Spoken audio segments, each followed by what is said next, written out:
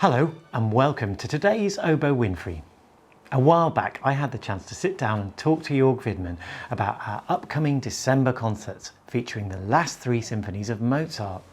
So grab yourselves a coffee, sit back and enjoy listening to his wonderful insights and thoughts about this incredible music. The ICO are performing the last three symphonies of Mozart in December.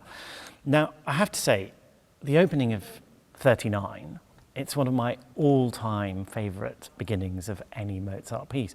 And that's a bit strange because there aren't any oboes in it. I mean, how can this be? The ICO haven't played Mozart 39 conducted by you before. And I wonder, what are you hoping that the Irish Chamber Orchestra will bring to this performance? You know, my spontaneous answer is one of my favorite symphonies is Jupiter Symphony, and there are no clarinets in it. and you know, no, but you're absolutely right about number 39. But as you also know, it's one of the hardest things to play. This introduction of 39, I find it not easy at all, as Mozart never is easy. But you know, this project really was an old dream of mine. You know, because we had played G minor symphony many times. Actually, as far as I remember, it was the first project I conducted with Irish Chamber Orchestra. Maybe we should really look something like 10 years ago, if it's right what I'm saying, but I really really exactly remember it. So we have a history with that piece, with the G minor symphony. Then we did it again, and after some years we did it again. So, I mean, with Mozart it's always so rewarding. You never come to an end of wisdom, and you think, okay, that's it now, you know. Or even if you think so, the next time you touch it, you hear new things. And same with Jupiter. That's what we did many times, also on tour, right? And 39, I will do the first time. And it's the first time for me. I love this symphony for many years. But it was an old dream to put these last three symphonies of Mozart, which belong together anyway, in terms of, you know, his biography and so on. But these three symphonies, to do them with Irish Chamber Orchestra, it's an old dream of mine. And we had been planning it for many years, but then came COVID, and you know, we could not do it. So I can't wait to do these three really, for me it's sacred music in a literal sense. Can you say that in English? I mean, sacred music is church music, but here I think in Jupiter Symphony, Mozart even surpasses his own skills in a way. You know, this last fugue, what he does there, it's really insane. He has 5 themes happening at the same time. And it's a pure miracle that it doesn't sound like sheer cacophony, you know, like sheer chaos, but like divine Mozart. And for me, I also told the orchestra once in a rehearsal, to me, this moment when he finishes it is so remarkable, because, you know, other composers, especially German composers, probably would go on with that for minutes, you know, fugue, you know, it goes on for minutes. With Mozart, it's not that long. Maybe it's not even a minute, you know, this last fugue. And the moment when he finishes it, why does he finish there? You know, first of all, and it always reminds me on this photograph of Albert Einstein. You know, this where he does this with the tongue. I think so. He solved kind of the philosophy and, you know, the mathematics of what keeps the world together in this fugue, and then he says, "No, done."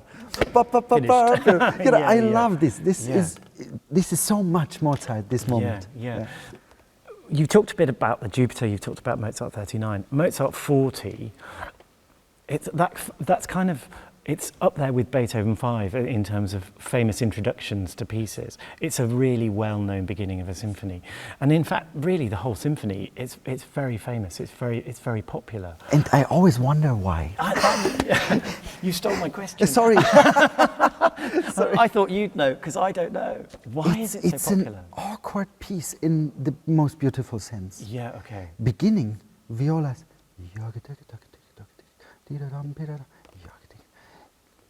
it's not calm, it's restless, it's Yeah. breathless. Yeah. Not easy again. Yeah. There's a lot of contrapuntal writing, Mm-hmm. you know, even in the trio, you know, and the minuet. Yeah. It's really very strange. You mentioned that it's so famous. I was in Dubai once for 4 weeks, and I gave a lecture on, you know, European music there. You know, and the people listened. I could not really tell if they were really interested. I could not tell. But then I played Mozart G minor symphony on the piano, and you know, they went crazy because obviously in Arab countries at that time it was a great hit. You know, and everybody had it on their mobile phones. You know, Yeah. and of course it's Mozart, but you are absolutely right. It's very harsh and tough and not easy to listen to at the same time. And it's so famous. Yeah. It's Mozart. It's the miracle of Mozart. Yeah, and this idea that you've had this dream about putting these 3 symphonies together, I think from a musical point of view, from an orchestral playing point of view, I mean, I know that everybody in the orchestra is really excited about it, but what are you hoping that the audience will enjoy or get from seeing these 3 pieces played, listening to these 3 pieces played next to each other? First of all, there's so much connection between them, and also the function of the Jupiter Symphony is different. You know, you have the 39, then the G minor. You know, you look into an abyss, not only one. You know, it's darkness, and then the C major. And you mentioned Beethoven 5. We don't have to mention this, you know, through darkness into light.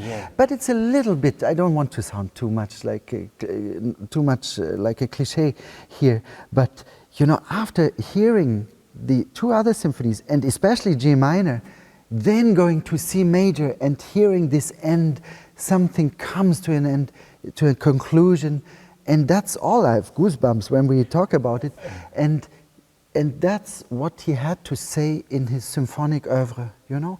That's his last symphony. Yeah. And it's so obvious it's the last one. It's so obvious, like Clarinet Concerto is the last instrumental concerto in Salzburg Festival. I played both pieces, you know, last instrumental concerto and last symphony. How rewarding. And I think really he conceived these, Mozart himself conceived these 3 symphonies together, very obviously. I want to mention, if I may, one last thing about we talk about it, how famous these pieces are. I want to mention how modern these pieces are. In Mozart G minor symphony last movement, there comes a 12-tone series, almost. The 12th note is missing, it's 11 actually. It's displaced in unison. Yeah.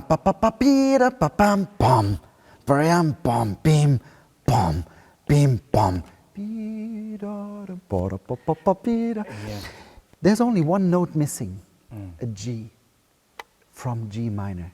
Does this just happen to this guy accidentally? No, he was doing it on purpose, you know. He knew what he was doing, and I always ask the orchestra, play it like Schoenberg. Really, it's modern music. And when it's played like that, I know it from audience reactions. They can't believe it's Mozart. There are even some people who might, you know, is it still the Mozart symphony? You know? So I wanted to mention that this modernity goes together with this grandness of the last movement of Jupiter. If I would have to choose, you know, under torture, you know, this famous question, which pieces do you want to take to the island? I would suffer if I would not be able to take Jupiter Symphony with me. Thank you very much, Jörg. Thank you. Mozart, Jörg Widmann and the Irish Chamber Orchestra. What's not to like? All the details are on our social media channels. We've got concerts in Limerick, Dublin and Galway, so there's every reason to find one to go to. Take care, and I will see you next week.